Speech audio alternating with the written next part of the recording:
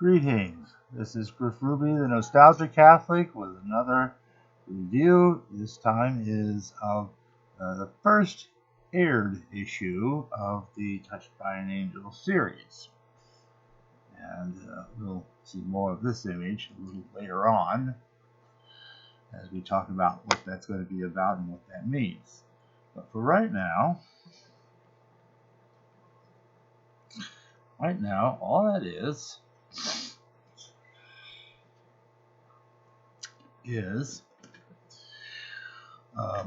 the glow that Angel Monica has. Well, we're now into the first production run, a kind of a quasi-pilot run again, like a second pilot, if you will. Obviously, the first is a dead pilot. As such, it didn't sell. But we do note that in this second pilot, things are, we'll see in the course of this, quite a bit more interventionist. Later on, the angels could almost be a little more than the Green family showing up in somebody's life at a providential time, you see, plus the little angelic glow that says, oh, this isn't just some person's opinion, this is your creator conveying words to you, even if not directly, but through the medium of an angelic being who, again, could only be sent by the creator. So, it's like, ooh, which is good. I guess it would be a nice thing to see more of that in the real world. But anyway, there is what there is, and just move on. So we got introduced into this whole situation. Let's just start taking a look at some different parts of this. And this will kind of introduce us. First of all, there's an opening scene wherein we first, at the very beginning, very first episode, we meet up with the original Monica walking up out of the desert, appearing from behind a snake. I'm not sure what that's all about, but whatever. Anyway, she walks on, apparently barefoot. Supposedly she had actual flesh-colored booties, because I walk around the desert, it's, you get your feet chewed up. But this thing about not wearing shoes, this will come up again. I'll deal with it when we get there. But anyway, sees the other angel, Tess, sitting there on this bus stop bench, just singing the sun up. Okay. So she's like, well, you can argue with me, or you can let me give you the news. The news is you have been, she already seems eager, like she already knows it's good news. You're going to be a caseworker. Congratulations. No more search and rescue or annunciations or whatever brief stint in the choir. Maybe we could talk about that one way down the pike if we get so far. Hopefully we do. But at any rate, we have, like I said, a lot more interventionist than you'll see later on, and especially when revealing her role as the angel, the divine being, and so forth. It took a while to get that right. This first episode is most atypical in the way that is displayed. But first, let's start introducing the characters, because there's a lot of very basic things laid down about how things work in the world of Touched by an Angel. So without any further ado,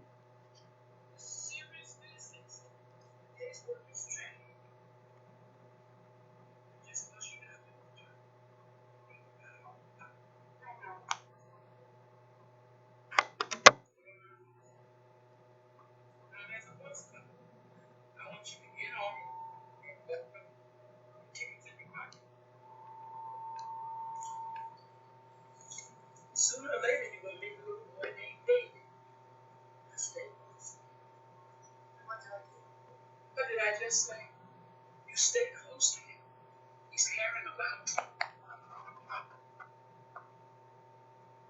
Why you got that look on your face? You just been promoted, baby. Just from case you won't be babysit. Oh, you'll be surprised. There always seems to be complicated. yes, they are. And I'll just cut it off right there.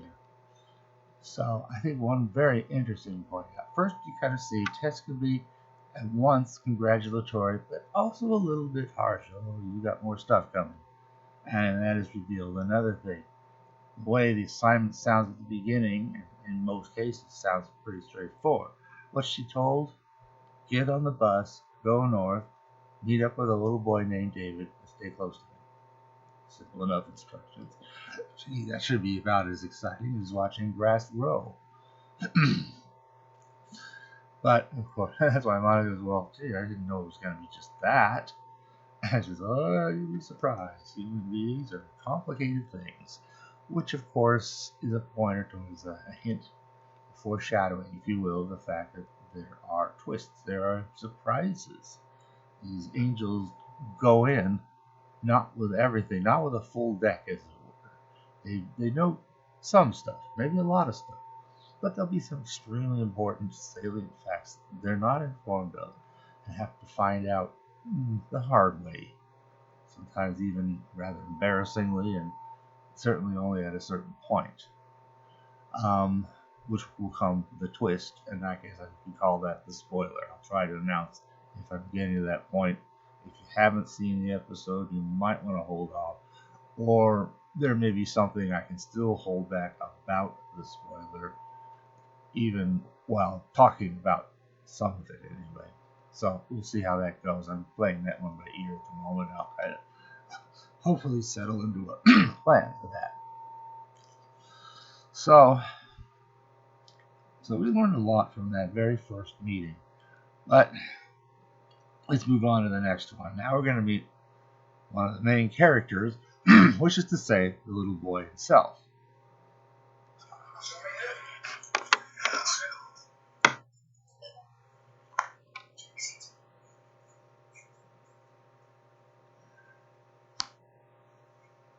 Excuse me. I think you accidentally picked up someone else's. Mama! Grandma did give it to me for emergencies. $10 bill right here on the counter. I told you I didn't see it. What's the other here? It's on the front. Excuse me, mister. I found this $10 on the floor and I think I might have been more. Thanks, you get it. Sorry, Ed.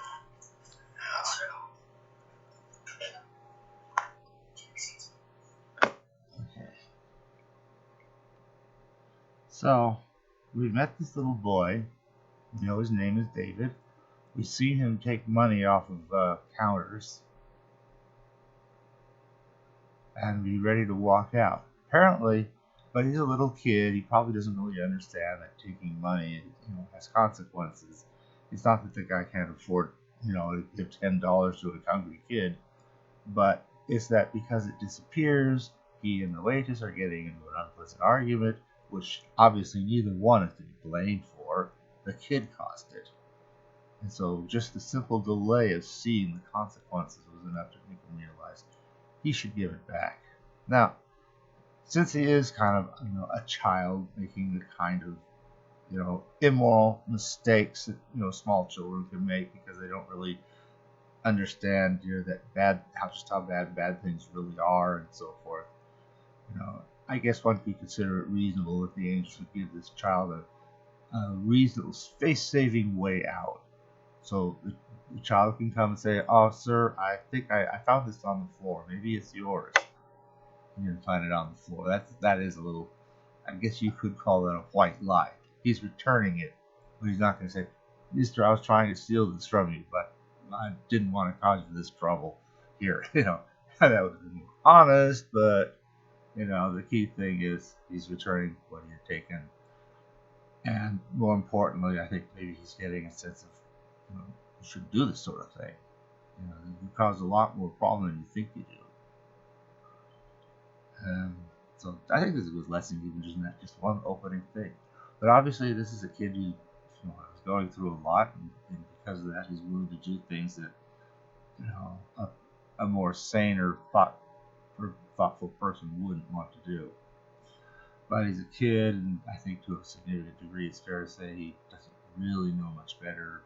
I mean, yeah, his parents say, "No, don't steal." Yeah, okay, well, Yeah, and if I do, what's the big deal? Well, you got a little glimpse of it there. So, anyway, but that's how he's introduced. The gentleman we see there is of no further relevance to the story. However, he and Monica have met and they'll be sticking together for, well, nominally for the rest of the episode. Realistically, well, things will unfold as they do. Let's move on to the next segment.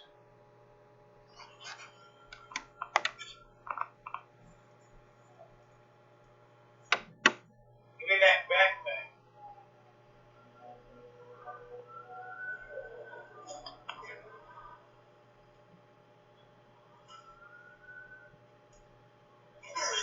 it up.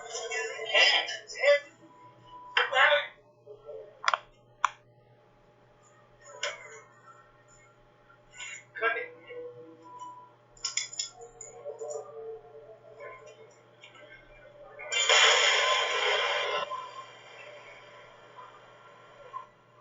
That doesn't belong to you. David, pick up your backpack.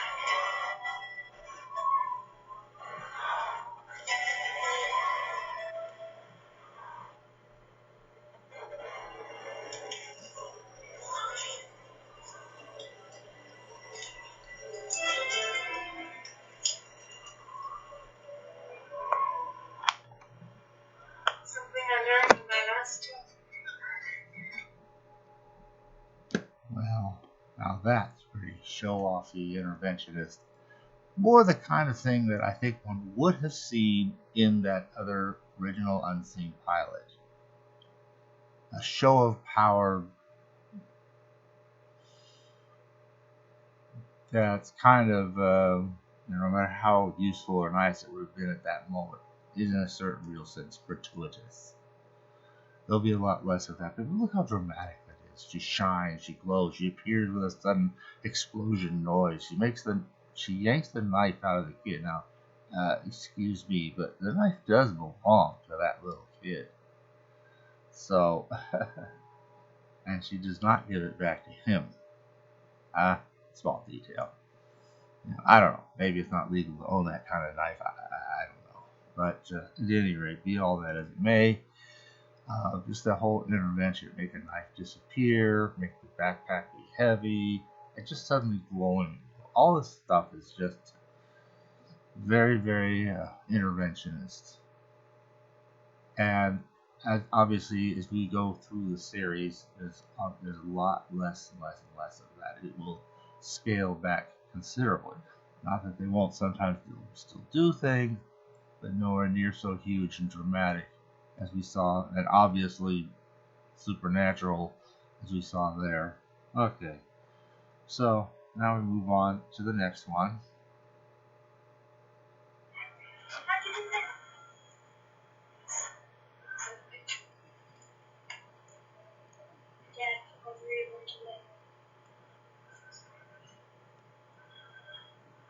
She always wore that.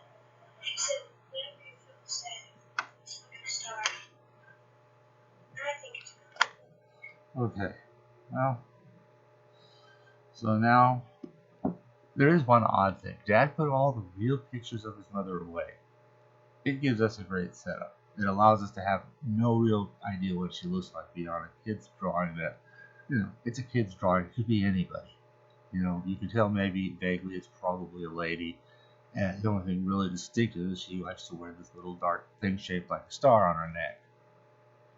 That's all we really know. Everything else is, like I said, that could have been anybody. I mean, if you had to make do with a child's drawing of the police description of a suspect. So, it's kind of an interesting way of setting the people up. So, we'll see what more is done with that in a moment. Okay, now to go on.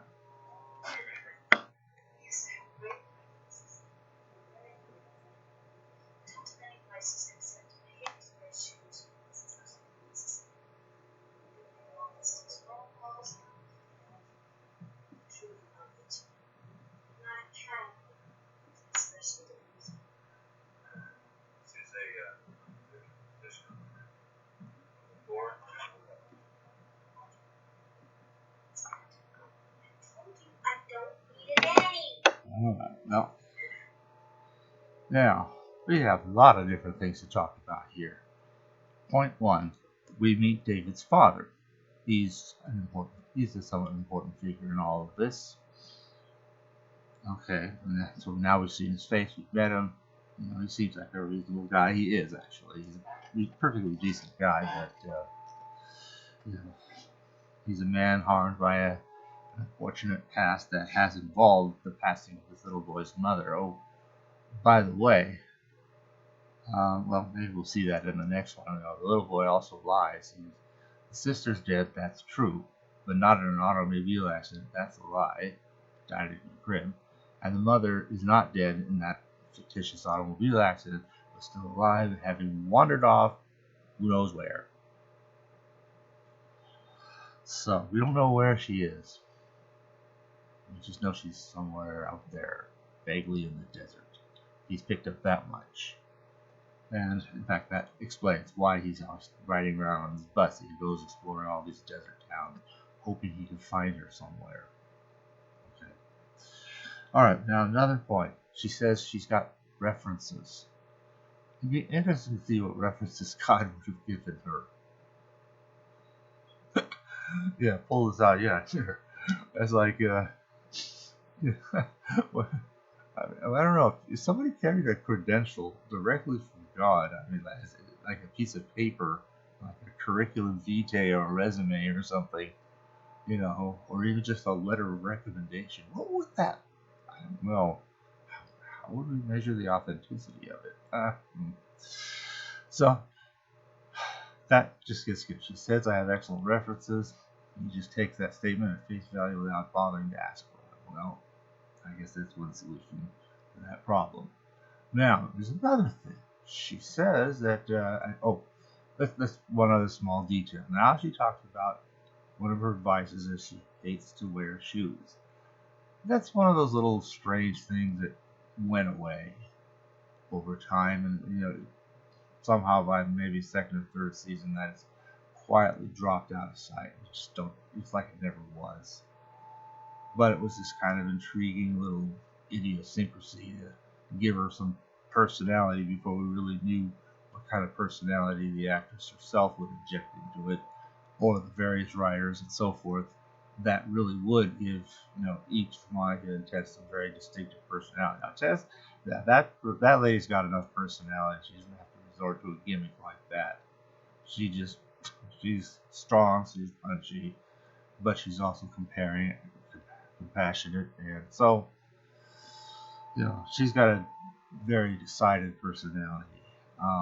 Monica's takes a little more time to develop. In the beginning, remember the previous one, she just fell out of the sky, so she's practically a brand new angel with almost nothing, and has to be trained from the bottom up almost. So, but now we get to the bigger thing. She says, I don't need to take vacations. And yet, almost right away, that's the first thing she's going to do. I'll give this a friendly interpretation. She doesn't need a regular day off. No Thursdays off or anything like that for me. I'm pretty much here. But we all understand an emergency could, make an exception, but it'd be this one-shot thing that shouldn't be followed with anything further. And I guess you could say it isn't so. So, anyway, let's continue on.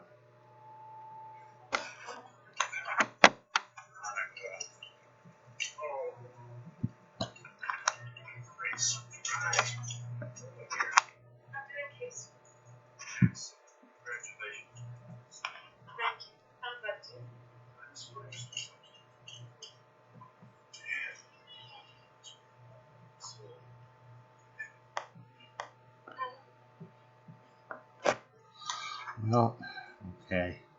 So Adam is escorting Mr. Phelps to his heavenly reward. How? Good afternoon, Mr. Phelps. This man, Adam, happens to be, though he looks like an ordinary man dressed in white, is in fact an angel of death. And it is your mission to go with him into the next life to your eternal reward. Good luck, Jim. I like that. Why did it have to be Phelps? But, okay. This is, of course, our first encounter with an angel of death. So, not that anybody dies in this episode. Rather, she asks the angel of death a question. Tell me about his mother. And that's when she learns that the little boy has lied to her again.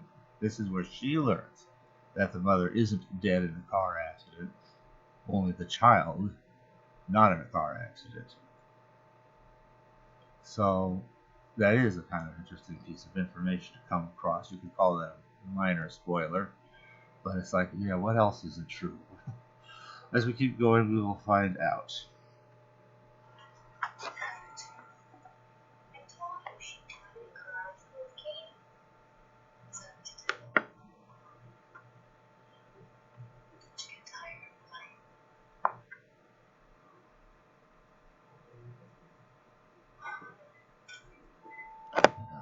Yeah, we get tired of lying. Yeah. So she had to confront him about that. And she did. I think it's kind of neat to see that confrontation. So, now let's see what happens next. Miss Wings, I want to know what you're doing here. I just thought, wait, that's where you made your first mistake. Did I tell you to think north? No. I distinctly remember telling you to get on the bus and go north. Go north. Now you get your little angel butt back to the city. But I am. I'm helping David. You were told to stay close to David. That's what it means. What David needs is his mother. And all of a sudden, my instincts are kicking in. Wait a second. Let me see if I understand you correctly. You want me to go back to the creator of the universe, the Alpha, the Omega, the great I am, and explain that the words of the Almighty were disobeyed because Monica's instincts kicked in? I know how serious this is, Tess. But I have to find her, I promise. So now we get another good look at how strict Tess could be. She's chewing, she put it, her little angel butt out. Pretty bad. Now, after a while, that kind of language kind of drops away. We don't miss it. It, too, I think, is a little bit of a carryover of the cigar chomping, smoking angel Tess that we would have seen in that unseen pilot. Just a little bit of that still hanging over. Not quite so foul mouthed as I think that doubtless the other would have contained, but just enough to kind of show us some of what could have been there. I mean, yeah. But anyway, there's another kind of anomalous detail. She's supposed to get on the bus and go north. Go north. So why is the episode called the Southbound Bus? Whoops. Oh well. Can't think of everything, can you? Alright. Yeah, there's more. So. Hey! Maybe you can fix my life. Aha.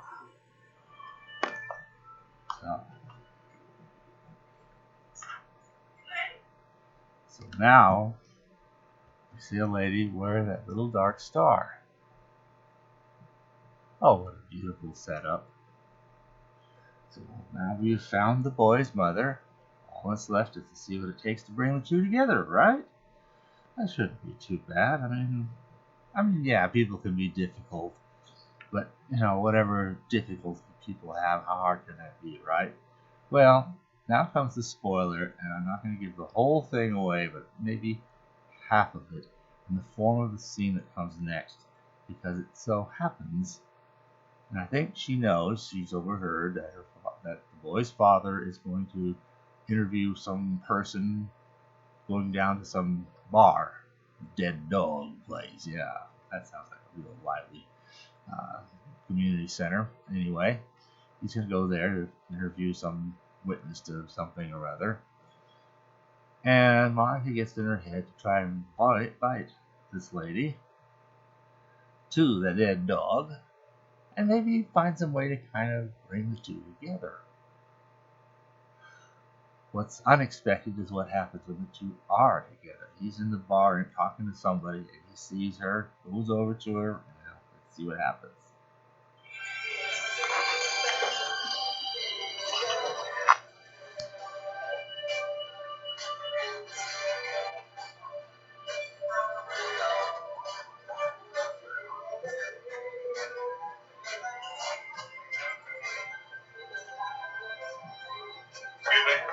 I'm sorry, I already have a Police officer, Miss Russell, you're under arrest. I'd like to do this quietly.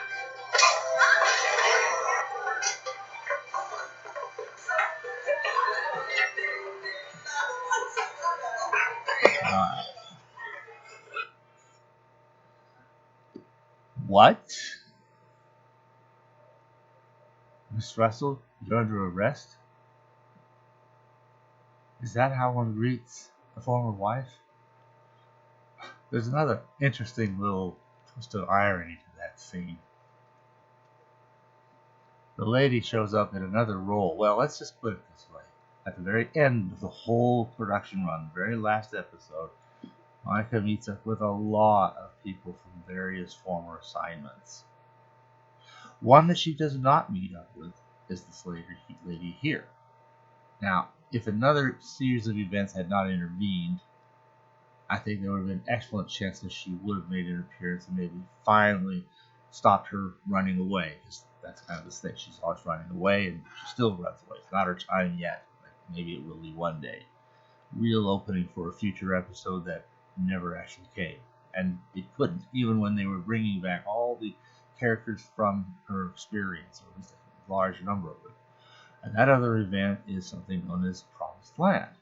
The same lady shows up from being Miss Russell or Mrs. Russell, whatever it is, to being the wife of Mr. Russell Green.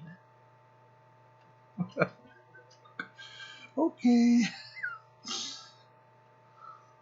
So now we are wondering what's going on with that. Now that, like I said, that relates to the bigger twist. I won't get into all of that, but at any rate, yeah, I just show one.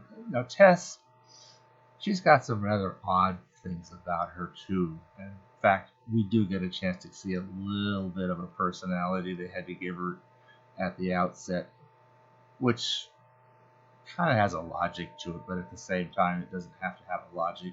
It can bring it in when it makes sense, and they can just sweep it aside and ignore it when it doesn't. So let's take a look at Tess's little bit of outright materialism.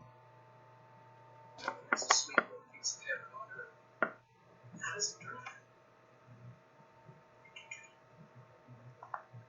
drive? Wow, look at that. She just wanted to see that Cadillac. That's a nice little piece of something. Oh, she likes having a Cadillac. Okay. I don't know. It's hard to imagine, an actual angel even wanting a Cadillac, but okay. Now, finally, one more little detail, and I think we'll cover most of what there is from this first episode. She does have a soft spot. You don't see a whole lot of it here, but you get a little bit of it as she's kind of relating with Monica in a more friendly way once things have managed to turn out for the best in the end. So, let's go. Oh no, I'm sorry. We got another thing here.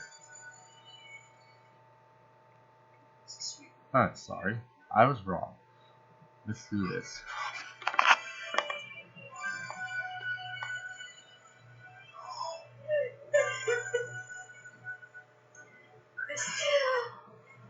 Christina was an angel. That's what she was there for. Christina's the same angel who's with him every night.